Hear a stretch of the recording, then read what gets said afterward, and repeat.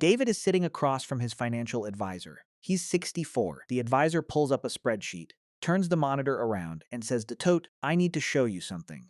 David looks at the number. 600,000. That's the gap. Not money David lost in a market crash. Not money he spent. Money that could have been sitting in his retirement account, growing tax-free, and isn't. And here's the painful part. David didn't make some stupid investment mistake.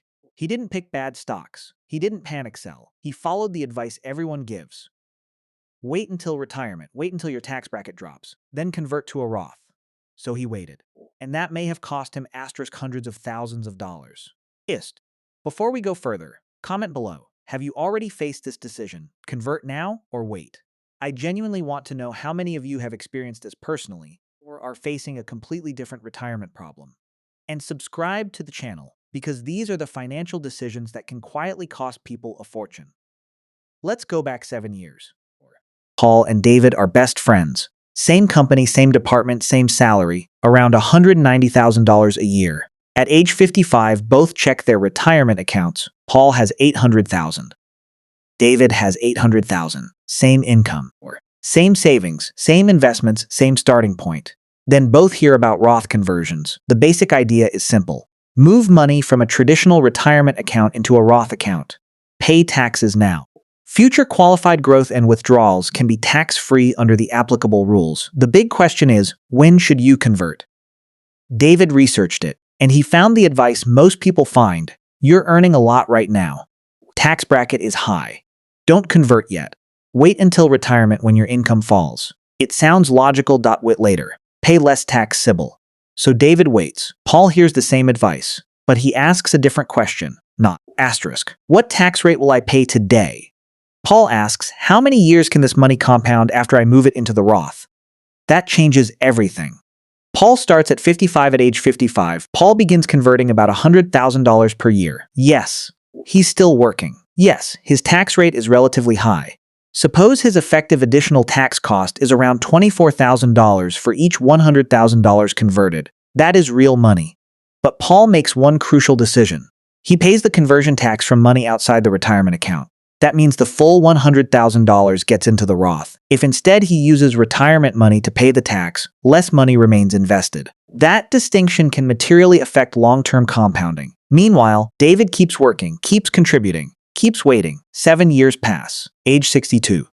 David finally starts at 62. Both retire. David is happy. His employment income is gone. His tax bracket may be lower. Now he begins converting. And yes, David may pay a lower tax rate per dollar converted than Paul did. On that specific metric, David wins. Paul's earliest conversions have already had 7 additional years inside the Roth. David is only starting now. And that's where the clock matters. The compounding problem. Assume investments earn around 7% annually over the long term. Paul's early conversions may have 20 years, or close to it, to compound by age 75. Later conversions get less time. David's conversions start 7 years later. His earliest dollars have less runway. His later conversions have even less. So even if both eventually convert roughly similar amounts, the timing can create a major difference. The exact outcome depends on investment returns, tax rates, conversion amounts, state taxes, Medicare rules, Social Security taxation, and many other variables. But the principle is real. Earlier Roth conversions can create more years of tax-free compounding. That is something a simple wait for a lower tax bracket calculation can miss. And right here, I want you to comment below. Are you more like Paul or David? Are you converting early, waiting for retirement, or avoiding Roth conversions entirely? I read the comments, and I especially want to hear from anyone who has already gone through this decision. And if this breakdown is useful, subscribe now, because we're going to keep exposing the retirement strategies that sound smart but can fail when you run the full numbers.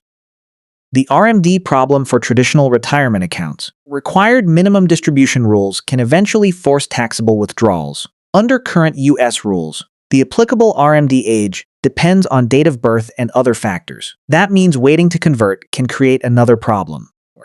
If your traditional account keeps growing, future required distributions may be large. Those distributions can increase taxable income. They may also interact with Medicare IRMAA premium, Social Security taxation, survivor tax brackets, estate planning. So the question is not simply, can I convert at a lower tax rate later? The real question is, what happens to my lifetime taxes if I wait? Asterisk, that requires modeling the entire timeline. Was David wrong? Not necessarily. This is important. Paul is asterisk not automatically smarter. If Paul needed the money he used to pay conversion taxes, converting aggressively could have been a bad decision. If paying the taxes creates a cash flow problem, the strategy may not work. If future tax rates are expected to be substantially lower, waiting may make sense. If a large conversion pushes income into a much higher marginal bracket, Medicare surcharge tier, or other tax threshold, converting aggressively can be inefficient. So the lesson is not always convert immediately. The lesson is don't optimize only for today's tax rate. You must consider 1. Your current marginal tax rate 2. Your expected future tax rate 3. Years available for compounding 4. Future RMD exposure 5. Medicare IRMAA threshold 6. Social Security taxation 7. State taxes 8. Survivor tax brackets 9. Cash available to pay conversion taxes 10. Investment returns, that is the actual calculation. The big mistake most people make, most people obsess over the price of getting into the Roth. Paul focused on the time his money would spend there. That's the difference. Imagine 2 people planting the same tree. One waits 7 years for the perfect weather. The other plants now under slightly less favorable conditions. The second tree has 7 more years to grow. That's the real question with Roth conversions. How much does waiting cost you in lost compounding? Not just, how much tax do you save today? Final thought, Paul didn't get lucky. He didn't find a secret loophole. He didn't beat the market. He simply started the Roth conversion clock earlier. David optimized the tax rate. Paul optimized the timeline. And depending on the assumptions, that timing difference can be worth asterisk hundreds of thousands of dollars.